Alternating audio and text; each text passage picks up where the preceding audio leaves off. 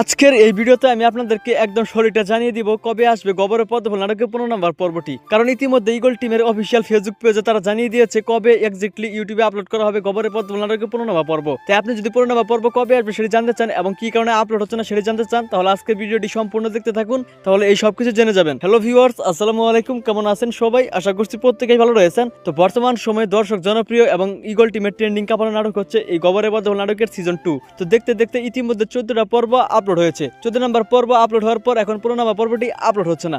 তাই আপনারা এখন অনেক বেশি কমেন্ট করতেছেন 15 নম্বর পর্বটি দেখার জন্য। তো চিন্তা করার কোনো প্রয়োজন নেই, এখন আপনাদেরকে জানিয়ে দিব যে 15 নম্বর পর্বটি কবে ইউটিউবে আপলোড হবে।